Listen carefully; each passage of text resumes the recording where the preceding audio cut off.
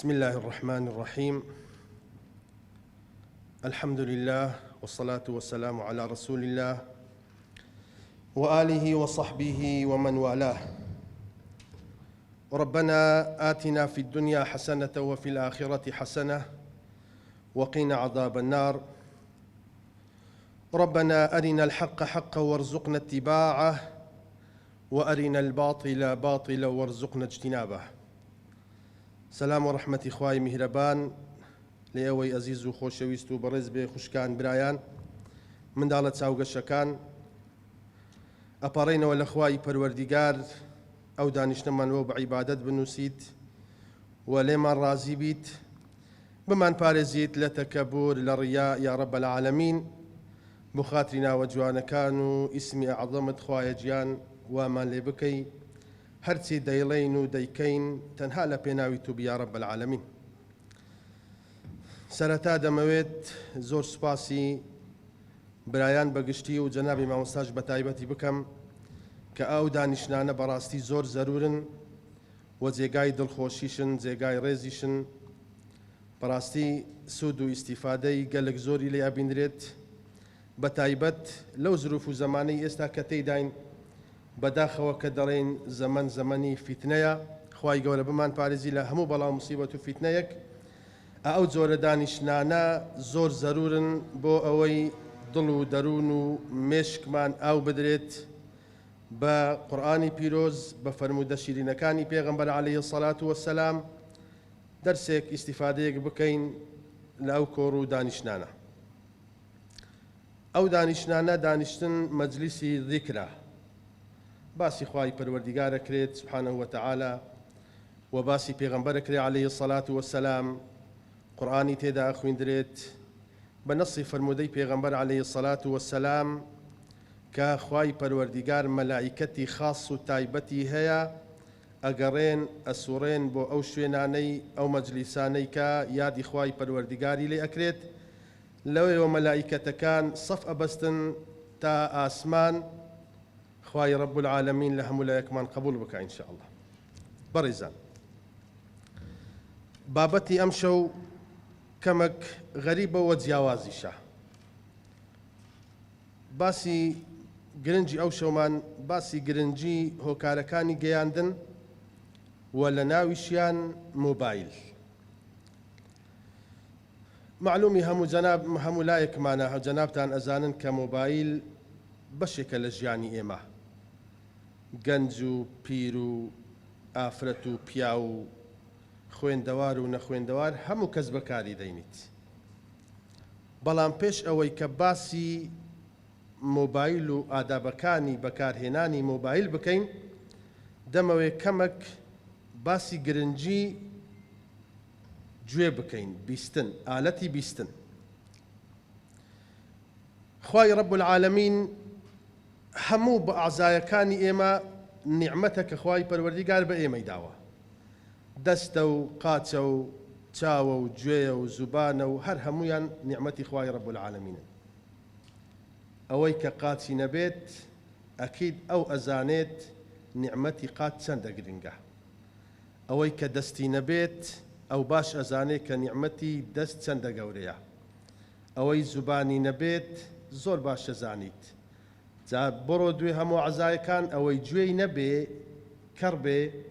یان گوێی گران بێت زۆر باش ئەزانی کە نیعمەتی گوێ چەندە گەورەیە. طبعاً خوای رب العالمین لە قورئانی پیرۆز باسی ئالەتی بیستن دەکات. خوای پەروەردیگار دەفەرموێ والله أخرجكم من بطون أمهاتكم لا تعلمون شيئا وجعل لكم السمع والأبصار والأفئدة لعلكم تشكرون. لسورة النحل الآية 78. خوای رب العالمین ئەفەرمێ یادی ئەو ڕۆژە بکەوە کە بە فەرمانی خوا بە ئەمری خوای رب العالمین لە زجی دایکتان هاتنە دەرێ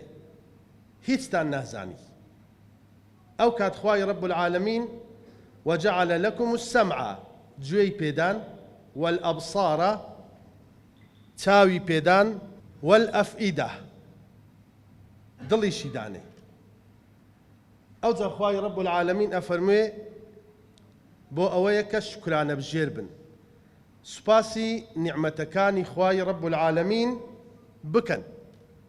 سوپاسی بکەن لەسەر ئەو نیعمەتانەی کە خوای رب العالمین لەگەڵ ئێوەی کردووە لە ئاەتێکی دیکەدا خوای رب العالمین هەم دیسا باسی ئالەتی بیستن ئەکات گوێ لە سوورەتی ئیسراء دەفەرموێ ولا تقف ما ليس لك به علم إن السمع والأبصار والأفئدة خواي رب العالمين دفرمي آقات ليبي ولا تقل لا لتفسير وهاتوا قسي لي مكا لشتيك كعلم زانياريت لسري نبي زاني منم زاني بيستم منم بيستم نا تاتوا تأكيد نبي لشتيك قسي لي مكا بتايبت لمسائل الدين إنسان دبيت توا يخوي بي بقينيت ئەو جا قسە لە دین بکە هەرچەندە گەیاندنی پەیامی خوا ئیشی هەموو کەسێکە یەک ئایەت یەک فەرمودەی پێغەمبەر عەلەیهی سەڵات وسەلام بزانی معنایەکەی بزانی دەبی یەکەم جار بۆ خۆت جێبەجێ بکەی ئەو جا بشی گەینی بەڵام لەو مەسائلانەی کە معلوماتت لەسەری نییە پێویست ناکاتۆ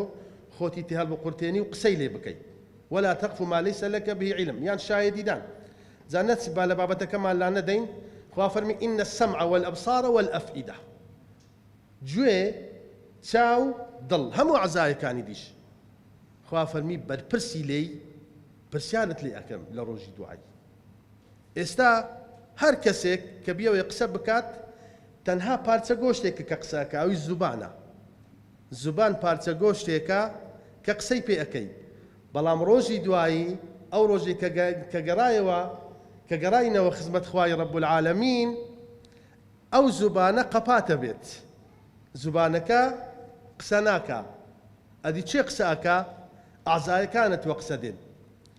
اليوم نختم على أفواههم وتكلمنا أيديهم وتشهد أرجلهم بما كانوا يكسبون بنص آية لسورة ياسين خواهي پروردگار دفرمي لو رجا زبان قپاتا كريت دست وقصدت شاهد يدا أو جات ساو جوي أعزائي كان دي شاهد لسردن كواتا آلتي بيستن آلتي چي زور گرنگا دبي بزاني سي پي أبيستي جوي لقوراني وموسيقى حرام رأقري يان جوي لقرآن لكلام إخوة سبحانه وتعالى يفرمودي پیغمبر رأقري صلى الله تعالى عليه وسلم دبي بزاني أو جويت بوتي بكار ديني چكا خواهي پروردگار پرسيالت ليكا لدواي بوتي بكارتينا يعني شتيكت بيبي بلي خواهي جيان بو أو بكارم هنا جملة آياتي قرآني بيروز دقل جملة فرمودي پیغمبر إخوة دقل عليه الصلاة والسلام لكور مجلسي ذكري بجدار أبوم چکە ئەوە بە نیعمەتی ئەزانم لە ڕێگای تۆش سەرفی ئەەکەم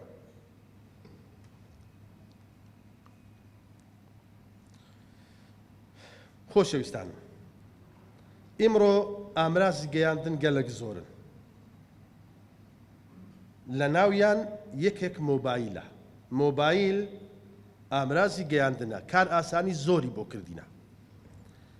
کار ئاسانی بۆ کردینە بۆ برات توجارەکان و تاجیرەکانمان بازرگانەکان کار ئاسانی باشی بۆ کردینە بۆ خەڵکی دیش بۆ پیاوانی سیاسی بۆ هەموو کەسێک کار ئاسانی باشی بۆ کردینە و دەبێ بزانین دنیا چەند پێش بکەوێت ئێستا ناگاتە زەمەنی سولەیمان پێغەمبەر سەلامی خوای لەسەر بێت کە ئەو پەڕی پێشکەوتن هەبوو یعنی تەکنەلۆژیا چەند پێش بکەوێت ناگاتە ئەو سەردەم بەڵام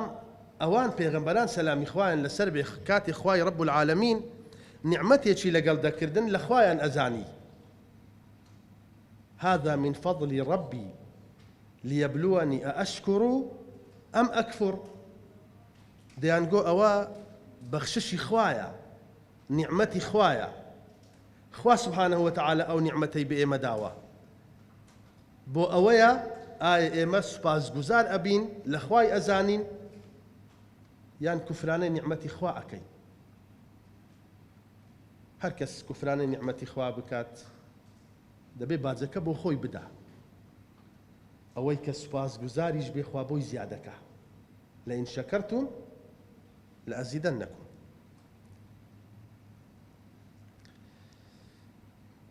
طبعا مۆبایل خۆشەویستانم بە یەک بەسەرهاتی گچکە دەچینە سەر بڕگەکانی ئادابی مۆبایل بەکارهێنانی. مامۆستایەکی بەڕێز لە قوتابیەکی لە قوتابخانەکان پرسیار لە تەڵەبەکانەکات و تەڵەبە جوانانە و چاوگەشانە پرسیاریان لێکات دەڵێ حەزەکەی ببی بەچێ؟ ئەویش دەڵێ یەکەچیان تەبعاً هەر کەس بە چی پێخۆش بووە، چ وەزیفەیەکی پێخۆش بووە، چی لە زەهن و بیردا بووە، ئەوەی گوتیان. هەبوو دەیگوت حەزەکەم ببم بە دکتۆر، هەیان بوو دەیگۆ حەزەکەم ببم بە مامۆستا، هەیان بوو دەیگۆ حەزەکەم ببم بە ئەندازیار. ئەجا هەر یەکێک بۆ خۆی، بەڵام یەکێک لە منداڵەکان جیاواز لە هەموو منداڵەکان گوتی حەزەکەم مامۆستا ئەمن حەز دەکەم ببم بە مۆبایل، حەز دەکەم ببم بە مۆبایل. وتی ڕۆڵە لەبەر چی؟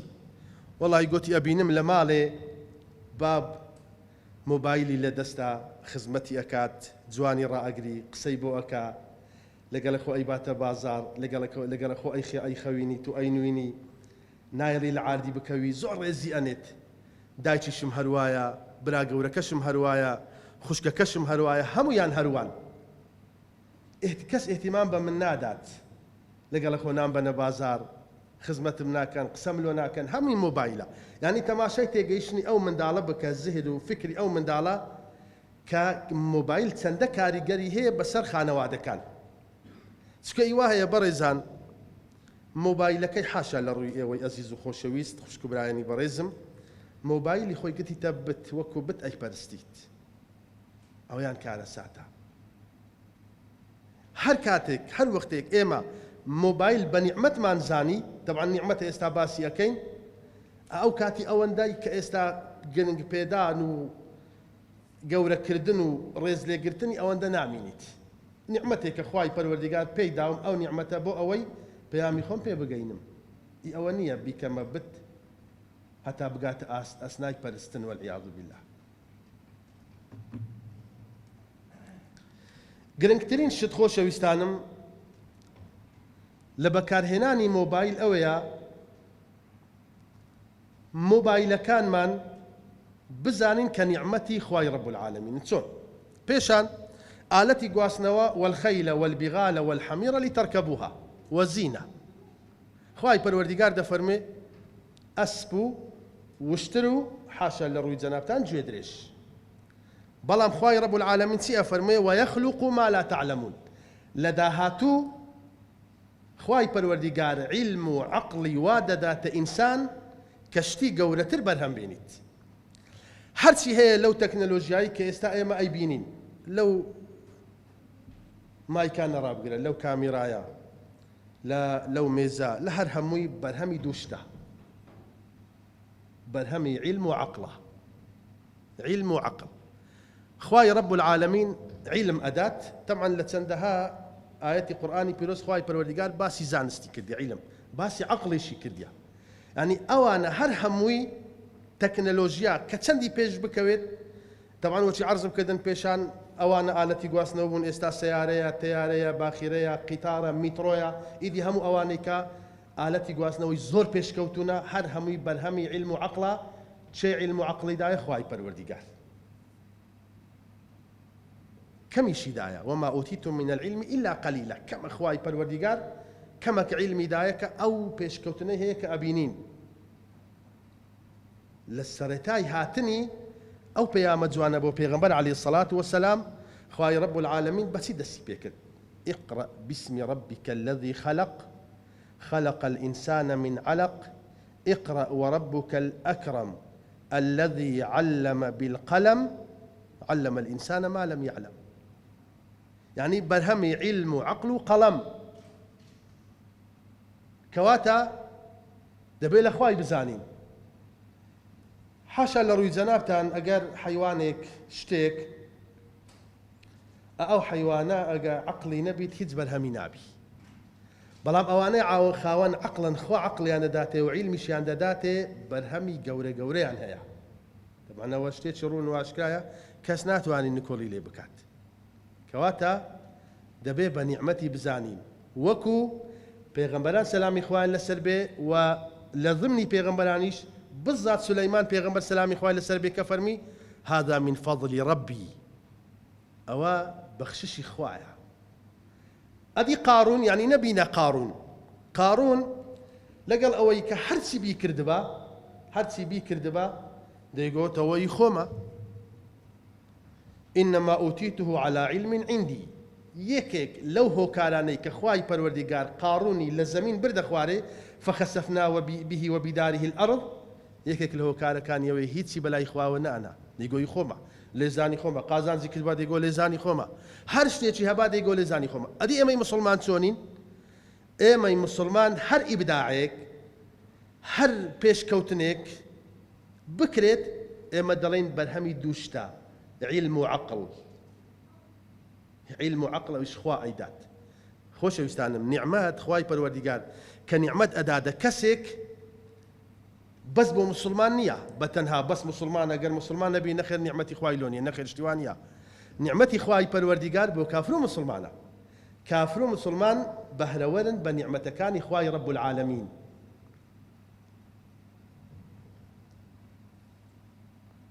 باش ئەوە زانیمان ئالەتی بیستن زۆر گەورەوە دەبی ئاگامان لێبی بزانین بۆچی بەکاری دەینین و پاشانیش زانیشمان مۆبایلیش یەکێکە لەو نیعمەتانەی کە خوای رب العالمین لەگەڵ عەبد و بەندەکانی خۆی کردیتی بەپێی ئەو لێکدانەوەی کە ئێستا کراو ئەو ئاەت و فەرمودەکە باسە کرد کە زانیمان نیعمەتە باشە چۆن بەکاری بینین. طبعا هەمومان مۆبایلمان لەبەرکە ئیوا هەیە بە مۆبایلێک وە ناکات دوو مۆبایلی وێ ئیوایە سێ مۆبایلیشی وەیە منداڵی گزکەش مۆبایلی وێ ئافرەتیش مۆبایلی وەیە خوێندەوار و نەخوێندەوار مۆبایلی وێ. گرنگ مۆبایل وێبوون نییە گرنگەوەیە بزانی چۆن بەکاری دەینی چۆن بەکاری بین بۆ ئەوەی لە نیعمەت دەرنەچین بە نیعمەتی بزانین سوپاسی خوای پەروەردیگاری لەسەر بکەین و بۆ خەرابەش بەکاری نەینین. یەکەم ئاداب گرنگترین ئاداب ئەوەیە بۆ حەرام بەکاری نەینین بەتایبەت گەنج خوشکانمان برابەڕێزەکانمان مۆبایل بەکارهێنان بۆ حەرام مخالیفی سوپاسگوزاریە کە لەسەر نیعمەت دەیکەی. بۆ عشق و غەرامیات نییە مۆبایل لە ڕووی ئێوە لە هەمووی دوورە الحەمدولillah سوپاسی خواکەین بەڵام وەکو برهێنانەوە دەبی بگوترێت بۆ حەرام بە هیچ شێوەیەک بەکاری نەهێنی چونکە هەر کاتێک ئەو مۆبایلە بەکارهێنا بۆ حەرام ئەوە بزانە سوپاسی خوات نەکرد لەسەر ئەو نیعمەتە گەورەیە. ئینسان بە خۆی بەدەستی خۆی بە پارەی خۆی بە مۆبایلی خۆی مشک و دڵ و دەروون و ئەخلاقی خۆی وێران نەکا چونکە هەر کاتێک بەکار هات بۆ حەرام بۆ خەراپە ئەکید وێران دەکات ڕەوشت وێران ئەکا دڵ و دەروون وێران ئەکا مشک و زەین و فکر و هۆش هەمووی وێران ئەکات. بۆیە یەکەم ئادابی ئەوەیە لە زەینی خۆمان هەبیت بۆ حەرام بە هیچ شێوەیەک بەکاری نەهێنین. دووەمیان ئەو جەرەسەی لەسەر مۆبایلیدا ئەنەی جەرەسەکەت باشیاو بێت. دەزانن پێش 1400 و ئەوەندە ساڵە پێغەمبەری خوا عەلەیهی سەڵات وەسەلام باسی جەرەس ئەکات. ئەو شتێکێکە لە موعجیزەکان ئەو کاتی نە جەرەسی ماڵان هەبوو و نە جەرەسی مۆبایلیش هەبوو. پرسیار کرا لە پێغەمبەری خوا عەلەیهی سەڵات وەسەلام چۆن وەحید بۆ دی ئەی پێغەمبەری خوا عەلەیهی سەڵات وسەلام. پێغەمبەری خوا عەلەیهی سەڵات وسەلام فەرمی يأتيني أحيانا مثل صلصلة الجرس بەو نەسەی هاتیە وەکو شێوازێکی جەرس بۆم دات یعنی تەمەن بە زۆر شێواز وەحی بۆ پێغەمبەری خوا هاتی عەلەیهی سەڵات وسەلام. پێغەمبەری خوا عەلەیهی سەڵات وسەلام دوو جار جوبرائیلی لەسەر شێوە و شێوازی خۆی دیتیا. پێغەمبەری خوا فەرمێ 600 باڵی هەیە عەلەیهی سەڵات وسەلام 600 باڵی هەیە یەک باڵی بەینی مەشریق و مەغریبە. بەڵام کاتەکانی دی زۆر لەسەر شێوازی یەکێک لە سەحابەکان داتە خزمەتی و وحی بۆ دەهینا. پێغەمبەری خوا فەرمێ قورسترین ئەو شێوازەی کە وەحیم بۆ هاتووە لەسەر شێوەی جەرەسێک بووە. جەرەسێکم بۆ دەهات ئەو کات پێغەمبەری خوا عەلەیهی سەڵات وسەلام قالبی گەرم دەهات قالبی قورسە بوو ئارەقەی ئەکرد لە ڕۆژێکی زۆر سارد و سوڕ پێغەمبەری خوا عارەقەی ئەکرد ئەوجا وحی بۆ دەخوێندراوە و وەری دەکرد وەکو پێغەمبەر فەرمی عەلەیهی سەڵات وسەلام کەواتە جەرەس دەبێت شیاوبی لەسەر مۆبایلەکەتی دانەی ئیوا هەیە گۆرانی لەسەر مۆبایلی دانایە جەرەس ئەگەر لە مەجلیسێکی ئاوها قەرەباڵغ جەرەسێکی بۆ بێت شەرم لە خۆی ئەکاتەوە حەق خۆشتی ئەنی شتێکی وا مەکە جەرەسێک چکە جەرەسی مۆبایل تعبیر لە کەسایەتی ئەو ئینسان ئەکات تعبیر لە کەسایەتی تەکا کەسایەتێکی جوان و باش و مسلمانان و بەرزت هەبێت دەبێت جەرەسەکە شتوا بێت چکە نازانی لە چ کاتی جەرەس لۆ دێ ئێستا من لێرە لە خزمەتتان بووم ئاگاتان لێ بوو جەرەسم بوو هات خوا نەخواستە جەرەسێکی خراپم دانابا یەکەم جار لێوە مامۆستا تو جەرەس خۆ بگۆڕەوە جا بەمە بڵێ حەق خۆشت کەواتە جەرەس مهمە ئینسان بزانێت چی لەسەردان ئیوا هەیە قورئان لەسەردانێ لەگەڵ ئەوەش نیمە قورئان لەسەر مۆبایل دابندرێت دەچیا حاشا لە ئەو مەقامە ئەو قورئانە پیرۆزە لەوانەیە لە شوێنێکی وا خەریکی دەستنوێژ و شتی وابی جەرەست بۆ دێ قورئان بخوێندرێ لەو شوێنە با لەوێش نەبی لە شوێنێک ئەو هاژبی قورئان کو دەبێ کەلامی خوا قەتع بکەی قسەی خۆت بکەی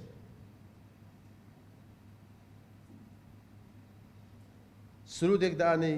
یان جەرەسێکی جوان دانەی هادی لەسەر خۆت چێشە نییە بەڵام ئاگات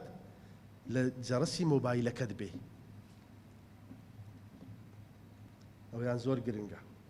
چکەوەکو عەرزم کردن جەرەسی مۆبایل لەگەڵ جەرەسی ماڵ مۆبایل ماڵێکە بە کۆڵتەوە بەتوە ماڵی تۆیە بەتوە بزانە چ جەرەسێکی لەسەر دانەی تعبیر لە کەسایەتی ئەکات جارێکیان لە مەجلیسێکی تەعزیە دانیشت بووین دوو برا وەڵاو عەلەم دوو بوون یان سێ بوون هاتنە ژۆرێ سوبحان الله دانیشتن فاتحە خوێندرا یەکێک لە برایەکان جەرەسێکی بوو هات گۆرانیەکی عەرەبی دانابوو نامەوێت لێرە باسی گۆرانیەکە بکەم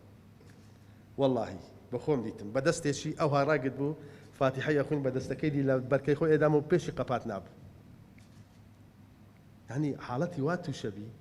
تۆ نازانی لەکوێ لۆت دێت جەرەست بۆ دێ بۆیە دەبی ئەو جەرەسەی دای ئەنەی لەسەر مۆبایلش شیاو بێت تعبیر لە کەسایەتی دەکات خوشتی بەڕێزم برای شیرینم بزانە ئەو جەرەسێ لەسەر مۆبایلەکە دادەنەی چییە ئەگەر بۆ خۆت بەتەنها شەرمت پێی بیت ئەکید بزانە ناو خەڵکی شەرمت پێیە ئەگەر بۆ خۆت شەرمت پێی نەبیت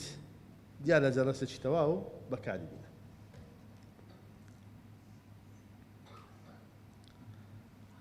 ئادابی سێم کە جەرەسی مۆبایل لێ درا هەڵت گرت ویست قسە بکەی باش ئەلوو بە سەلام عەلەیک دەست پێ بکە چکە بچی هەر ماڵێک هەر شوێنێک سەلام عەلەیکم سەلام کردنە بە نەسی فەرمودەی پێغەمبەری خوا عەلەیهی سەڵات وسەلام هەر کەسێک سەلام بکات بڵێت ئەسەلام عەلەیکم وەڕەحمەت اللهی وەبەرەکاتوه سی خێری بۆ ئەنووسرێت بڵێ ئەسەلام عەلەیکم دە خێرە السلام عليكم ورحمة الله بيست خيرا السلام عليكم ورحمة الله وبركاته سي خيرت بو نسري يعني لها يك جرس بود يان تو ديكي كب سلام دست بيكرت اتو او بادشت بخوت مسوغر كرت وبش زانن اوي بسلام دست بيكات لموبايل خوي ابارزي لشتي خراب خوي يقول هدايتي ادات باش بتس يا مالك علي او كاتت باش علي والله هەموو کات باشە بەس دوا ڕۆژت باش شەوت باش هەر باشت قسەی جوان هەر جوانە بەڵام دوای سەلام عەلەیکم سەلام عەلەیکم لە هەموو شتێک جوانترە ئەلو چۆنی باش یەکسەر دەست پێکەی نە سەلام عەلەیکم وەڕەحمەت الله وبەرەکاتوه ئەوش جواب تەداتەوە ئەوە ئادابێکی جوانە ئاگامان لێ بیت بۆ ئەوەی خوای ڕەب العالەمین لێمان ڕازی بی و پاداشتمان بداتەوە لەسەری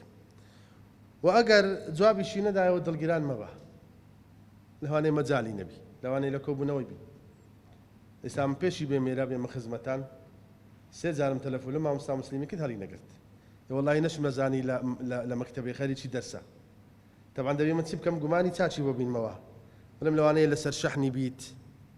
لەوانەیە سامتی کردبیت لەوانەیە شوێنەکەی ئەوە نەبی قسە بکە تەمان دەبی گومانی چاچی بۆ ببینیەوە نەک بڵێ بۆ هەڵی نەگرت وەڵاهی دیارە قسەی پێ هیچ نەبووە ئانیان نمونە یانە خوشکانی بەڕێزم کە تەلەفۆن بۆ پیاوەکەتانەکەن جارێک دوو جار سێ جار تەمان لە سێ جار با زیاتر نەبی ئێستا باسیەکەین کە هەڵی نەگرت دەبێ گومانی جاچی بۆ بینیەوە نەک گومانی خراپ لە مێشکت دروست بکەیت دەبی خەریکی چی بی دەی بۆ جوابی نەدام و دەبی وابی نە ئەو شتانە نەکەیت تەلەفۆنت کرد جارێک دوو جار سێ جار تەمانەوەش ئادا بە لە سێ جار زیاتر نەبی سێ جار زیاتر مەکە تەلەفۆن بۆ هیچ کەسێک چۆن دەچێ ماڵێک لە دەرکە ئەدەی ئەوەش ماڵەکە عەرزم کردن لە دەرکەتدا جاری یەکەمت لێدا جاری دووەمت لێدا جاری سێمت لێدا تەواو ئیدی نابیت و هەر بەردەوام سێ جار بۆ تەیە لە دەرگەی هەر ماڵێک بدەیت ئەگەر پێیان گوتی بگەڕێەوە وإن قيل لكم ارجعوا فارجعوا خوا فەرمی بگەڕێنەوە سێ جار تەلەفۆنت کرد بۆ کەسێک هەڵی نەگرت یعنی بگەڕێەوە پێویست ناکات ناڕەحەت بی جاری وا بۆ تەلەفۆنت کرد بۆ هاتیە مەجالت نەبوو جواب بدەیەوە ئێستا من چۆن جواب بدەمەوە لێرە یەک و دوو سێ و چوار و پێنج وەڵی زۆر جار هەتا شەش و هەفتیش ڕۆیشتە هەر تەلەفۆن بەردەوام شتیوانیە لە ئادابی بەکارهێنانی مۆبایل نییە بەڕێزانم لە ئادابی بەکارهێنانی مۆبایل نییە هەر بەردەوام حەد جارێک دوو سێ جار لۆت هەیە تەلەفۆنی بۆ بکەی هەڵی نەگرت ڕایگرە بیر بکەوە بزانەوە خەریکی چییە گومانی چاچی بۆ بە نەک گومانی خراپی بۆ بی و ئەگەر جوابیش نەدا و دڵگیران مەبە پێویست ناکە ناڕەحەت بی ئێستا من تەلەفۆن بۆ کەسێک بکەم سێ جار تەلەفۆن بۆ کرد هەڵی نەگرت لەوانەیە ئەو شەوی داهاتوشنا دوو شەوی دیکە چەلێ لە بیری نەچووە چەڵێ شاشەی مۆبایلەکەی نەسوتایە نازانی چێ تەلەفۆنی بۆ بکات تا تەلەفۆنی بۆ بکاتەوە نابی دڵگیران بێ بۆ تەلەفۆنم لۆکە سێ جار هەڵی نەگرت دەبی ئەو بۆ من بکاتەوە نا ئەدەب وانە ئەدەب وایە مادەمە تو ئیشت بە یە جارێکی دی هەول بدەوە ئێستا سێ جار ڕست بۆ کرد هەڵی نەگرت پاش سعاتێکی دی دوو سعاتی دی یان چوار سعاتی دی بەیانی دووبارە تەلەفۆنی بۆ بکەوە چی تێدا ئەوش ئەگەر تەلەفۆنی بۆ تو کردەوە کە تو هەڵت نەگرت ئەتو ئیشت بەویە مەفروزە بیپچڕێنی ئەتو تەلەفۆن لۆی بکەیەوە ئەدەبەکە وایە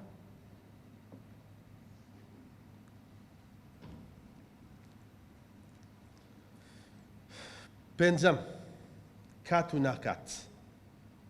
بزانن کاتی تەلەفۆنکردن کەنجە کات و ناکاتی تەلەفۆن دەبێ بزانین پێم وابی زۆر نەڕۆیشتە مامۆستا کات و ناکاتەکەی بزانین لێ بزانە کاتی نان خواردن کەنجە کاتی نووسن کەنجە کاتی نوێژ وەڵاهی لە ناو نوێژێ بووینە تەلەفۆن هاتیە دەی بزان کاکە بە خۆت نوێژی ناکەی ناچێ مزگەوتەی خۆ بزانە ئەوەی کە تەلەفۆن لۆکەی کاتی نوێژە کاتی ئەوەیە کە لەوانەیە لە مزگەوتی لە سەفی یەکەمیش ڕاوەستابی چ جواب بداتەوە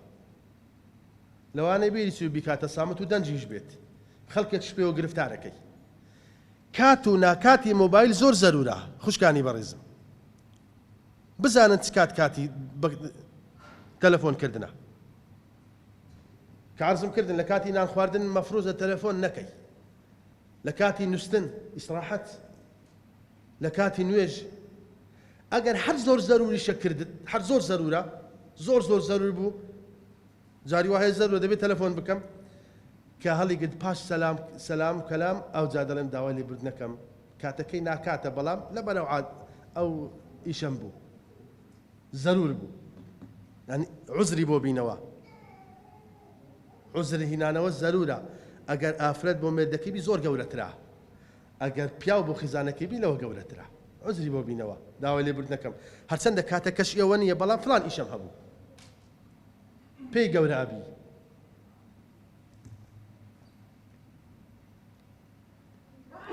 شەشەم درێژ دادڕین تەلەفۆنێکی لە دەستە تەلەفۆنەکەی لەوانەیە ئیشتیراک بیت فریە وەڵاهی بەڕێزان خوشکانی ئەزیزم برایانی شیرینم تەلەفۆن بۆ ئەوە نییە بە سعات و دو سعات قسە بکە بۆ ئەوەیە پەیامێکی کورت و پوخت ئەگەر خوشکان من لێ زویر نەبن زۆر جاری وهەیە خەریکی گولە بە ڕۆژە خواردن و مۆبایلەکان کردە سەماع خارجی ئەوەش بەخۆش شەرگرفتێک کە باسیەکەین قسەکە هەرچی ئەیلێ ناڵێتەوە فلان کەوەنتەرە و فلان قاپە و فلان وایە و فلان وایە و فلان جیرانە و لەو درێژ دادڕینە دوایە تووشی غەیبەتی شەبی وڵای باسی خەڵکیش دێتە گۆڕێ تووشی گوناهی شەبی پەیامی مۆبایل کورتە کورت و پوخت سلام علیکم فلان ئیشەم هەبوو ئەو هایە و دقەیەک دوو دقە زیاتر نا یعنی ئەگەر فری بوو مۆبایلەکەت ڕەحمت بە مۆبایلەکەت نەکرد بە پارە و سنتەکەشت نەکرد بە مێشکی خۆت بکە ئەو مێشکەتمان دێبیت ئەو گوێیانەت هەرچ قسەیەکی بکەی خۆ ئەنووسرێ خوای گەورە ئەینووسیت ما يلفظ من قول إلا لديه رقيب عتيد باپیرەکەم هەیە مام حاجی ناسی باش حاجی ئەحمەد نەخۆشە خوای گەورە شیفای بدایە ڕەبی لەگەڵ نەخۆشی هەموو مسلمانان ڕۆژە گوتم باپیر گوتم خوای گەورە فەرمی ما يلفظ من قول إلا لديه رقيب عتيد هەر قسەیەکی بکەی خۆ ئەنووسی لەژێر بەدەستی مەلایکەت ینی گوتی هەموو قسەچی ئەنووسی گوتی بەڵێ هەموو قسەچی ئەنووسی هیچ لەبیر ناکە گوتم نەخێر هیچ لەبیر ناکە لەبیریشان نەخێر دەگوتی باپیری تو لەوەی دەرناچی بزانە ئەوەی کە ئەیڵەی ئەوەی گوێشی لێ ڕائەگری با مۆبایلەکەشت فری بیت با کاتی شتەبی ئەو کاتە جوانەش بکوژی بەڵام بزانە هەر قسەیەکی لە زارت بێتە دەرێ یەکسەر خوای گەورە تۆماری ئەکات و لێ پێچینەوەت لەسەر ئەکا مۆبایل بەوە نییە بە سعات و 2 سعات و 3 سعات ئەو جا کارە ساتر لەوەی ئەوەیە لەگەڵ ئافرەتی نامەحرەم لەگەڵ پیاوی نامەحرەم ئەو درێژ دادڕینە بکەی و هەر بڵێ ئەوەی گوتت نەیڵێەوە ئادابی بەکارهێنانی مۆبایل ئەوەیە پەیامەکەت کورت و بخود بێت هەفتەم ئیسراف خۆشەویستانم ئێمە لە شەریعەتی ئیسلام بە نەسی فەرموودەی خوای پەروەردگار سبحانه وتعالى قورئانی پیرۆز ئیسراف و تەبذیرمان هەیە ئیسراف و تەبذیر دوو شتیلێک جیاوازە ئیسراف هەر کەسێک لە شتی حەڵاڵ لە حەڵاڵی ئیسراف بکەی خوا خۆشی ناوی ئەو ئاوە حەڵاڵە خواردن حەڵاڵە ئیسراف بکەی لە خواردنی ئاو خواردن و خواردنەوە لە ئاوی دەستونێژ بۆ عیبادەتەکە دەستنوێژ ئیسراف بکەی خوا خۆشی ناوی كلوا واشربوا ولا تسرفوا تبذير بۆ کەسێکە لە حەرام ئیسراف بکات إن المبذرين كانوا إخوان الشياطين ئەوانە برای شەیطانینە یعنی معقول نییە مۆبایلێک ئەگەر تەوان ئەو ئاخیرانە مۆبایل ئایفۆن 14 هات دیتمان چه هەرایەکی لەسەر دروست بوو سڕەیان گرتبوو وەڵی لەوانەی وە هەبوو پارەشی نەبی قەرزی کردبیت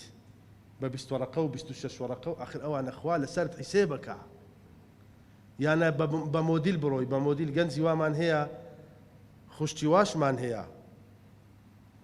فشار بۆ مێردەکەی ئەبات بە مۆدیل مۆبایل ئەگۆڕیت ئەو ساڵ مۆبایل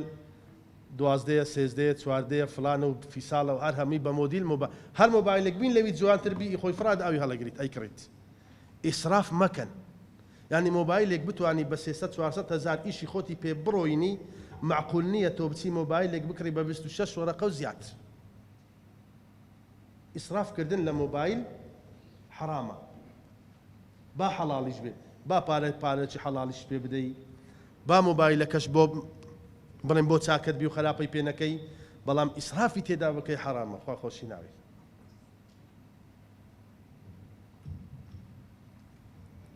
زۆر نەما ئینشاءڵڵا ئێستا کۆتایی پێدەینین خاڵێکی دی بەکارهێنانی مۆبایل لە شوێنە گشتیەکان لە مزگەوت لە قوتابخانە لە نەخۆشخانە زۆر شوێنی دی هەیە شوێنی گشتیە بەڵام ئەو شوێنانە زیاتر تەرکیز دەخینە سەر یعنی تۆ لە مزگەوتی تەلەفۆنێکت بۆ هات کە جوابیشت داوە دەبێت زۆر بە نەرمی واغضض من صوتك ئیوا هەیە لە ناو مزگەوتێ تەلەفۆنەشی بۆ دێ بەڵێ بە هەموو قۆتی هەموو ئاهلی مزگەوتی ئەزانی باسی چیەکات نا یان بەکاری مەهێنا یان کە بەکار تینال لەسەر خۆ نەرم لە نەخۆشخانە خەڵکێ نەخۆشە خەڵکێ بێزارە لە خۆی ئەو تااقەتەی نییە گوێ لە تۆ ڕابگری لە کوێ بووی و چێوە دەچی و ئەو نەخۆشش پێکەوە چاوەڕوان بستنە لای دکتۆری مۆبایل دەنجی خۆی بەرزەکاتەوە نابی برای شیرینم خوشتی بەڕێزم ئادابی بەکارهێنانی مۆبایل وانە جەڕەسیشت بۆ هات دەبێت بچێ پەنایەک بەدەنگێکی نزم لە سەرخۆت خەڵکێک حاڵی نەبی وڵای جاری وهەیە لە بازار لەوانەیە ئەوەی کە برێن چاردەوریوی هەموو تێ ئەگا باسی چیتی لەگەڵ خێزانی خۆی چت لێ نایە و چت لەوە بینەوە هەمووی غەڵەتە ئادابی بەکارهێنانی مۆبایل وانە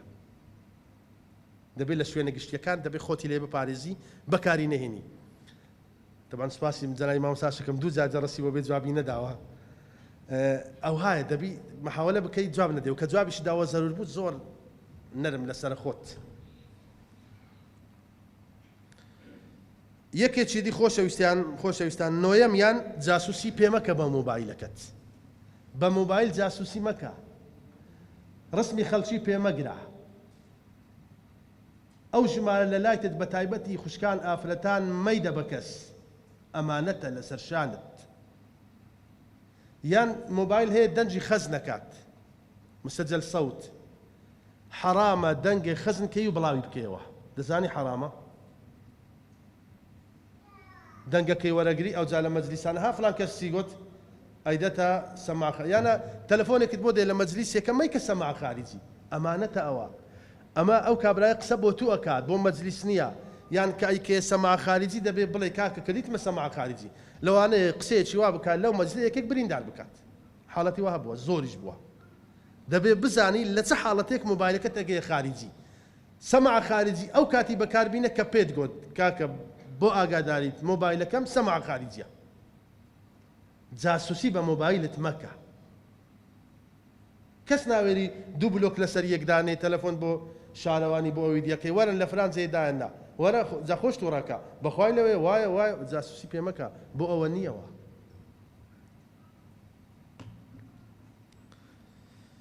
دەیەم میوانت دەرمەکە بە مۆبایل هەمومان میوانمان دێت هەر کاتێک چوە میێوانداری یان بۆ خۆت لە میێوانداری بووی خاوەنی ماڵ یان بۆ خۆت مۆبایلی بەکارهێنا چوە دوێ تۆ ئیهمال کرد بزانە دەردەکات هەستە بڕۆ شوێنە بەجێ بێرە بە کوردی پێتەڵێ بڕۆ دەر لە ماڵیم ئەو ئادابی بەکارهێنانی مۆبایل نییە یانی لە میوانداری خۆشەویستانم ئێستا وای لێ هاتیە مەجلیس نەمایە دەزانم پێشان برادەرێک نووسی بووی گوتی پێشاگە میوان چوو بە ماڵە چی دەیگۆ دووگورت لە چێیە با نوێژی بکەم ئێستا ئاچتە ماڵە چارێک کۆدی ئینتەرنێتم بدەی یەک قسەت لەگەڵ ناکە خاونەکە خاوەن ماڵەکە بە خۆی وایە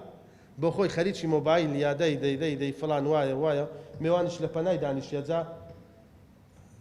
قسەیەکە چەندە زەرری خۆشمی تێداوی بەڵام هەر ئەیکەم لەوەی بیتە دەرس دوو کەس دوو پیرەمێت خۆ عافیانکان نەماینە وەفاتیان کردیان بوونە میوان هاتنە ماڵێ ئەو کاتی مۆبایل نەبوو لاپتۆپێک تازە دەرچوو بوون لاپتۆپێکم کڕی بوو زۆر کەیفم پێ هات بوو خەریک بوو میوانیش دانیشت بوو تەمەن بەسەر خۆم هاتێ دەبێت لە خۆم لەسەر خۆم بڵێم بۆ دەرسێکی گەورەش لەوم بۆ دەرسێک وعدمدایە لە هەموو شوێنێک بێڵێم هەتا لەسەر خۆشم بی لەوەی بیتە دەرس ئەمنیش خەریکی بەرنامەکانی بووم تەمەن خەتی ئینتەرنێتش نەبوو ئەو دوانە یەکەچیان بەیەکی گوتی فڵان کەس ئەمیش دانیشتیمە گوتی بەڵێ گوتی هەستە با بڕۆین گوتی بۆ گوتی یان ئەمەشە گەوزار هاتینەکە مامۆستا یەک و لاپتۆپ دەینین یان ناین ئەوە بۆ دەرس لۆ من ڕاستەکە سەرقەپاتم کرد و ئەتیزارم خواست و لەو ڕۆژەی وعدم دا دوایش مۆبایل هاتو تەبعاً ئێمەش دەبی وابین مۆبایل بە مۆبایل میوانەکە دەرمەکە وەختی دی هەیە بەکاری بینە ینی میوان هاتەت و لە میوانداری مۆبایل بەکاردەینی وەڵای ئەوە یەکێکە لە جۆرەکانی دەرکردنی میوان یعنی بە ناموباشر دەڵێ کاکە مێ ماڵی من ئەوش لە ئەتەکێت و لە ئەخلاقی ئینسانی موسڵمان ناوەشێتەوە یازدەم و کۆتایی سایقی لە سیاقەت مۆبایل بەکارمەینە تووشی کارە ساتەبی وەڵی گونەبارە بی خوا ئاگادارە تەمان یەکەم جار بۆ خۆشم سایقم وەکو جەنابتە لە کاتی سیاقەکردن مۆبایل بەکاربینی تووشی هەر کارە ساتێک و بی بەرپرسی یەکەم ئەو جا خۆت لە خەڵکێک بدەی یان بە ئیهمالی بڕۆ خەڵکێک لێت بدات لەو کاتانە ئاگامان لێ بیت دەبان زۆر زیاتر مایە باسی ئادابی مۆبایل بکەین باسی زەرەرەکانی باسی ئیستیفادەکانی بەڵام کاتەکە ڕێنادا هەم مامۆستا موسلیم هەگەداری کردم و کاتەکەم چەندەکە هاتمە زۆرش برایان پێیان گوتم تاکیدیان کردەوە زیاتر وەختان ناگرم ئەپارێمەوە لە خوای پەروەردیگار زیاتر شارەزامان بکە لە دینی خۆی، خوای رب العالمینمان پارێزیت لە هەموو بەڵاو موسیبەت و ناخۆشیەک، خوای گەورەوامان لێ بکات ئەو کاتی پەیوەندیمان لەگەڵ خوای پەروەردیگارە پەیوەندی لەگەڵ هەم کەسێک بپچڕین، ئەوە زۆر گرنگە کە پەیوەندی لەگەڵ خوا بەس لەگەڵ هەموو کەسێک بپچڕێنە، پەیوەندیش لەگەڵ هەر کەسێک بەست ئاگادار بات لەسەر حیسابی دین و لەسەر حیسابی خوای پەروەردیگار نەبی. خوا لە هەموو لایەکمان ڕازی بیت، خوای گەورە مەحفوظمان بکات. ئەپارێمەوە لە خوای رب العالمین هەر هەڵەیەکم کردبی خوا بە گەورەی خۆی بمبوریت، خوای رب العالمین بیخاتە تای تەراجوی چاکەکانمان، لە ئێوەی بەڕێز و خۆشەویستیش قبول بکات کە ئەزیەتان چێشە هاتن، خوای رب العالمین لە هەموو لایەکمان ڕازی بیت. والسلام عليكم ورحمة الله وبركاته.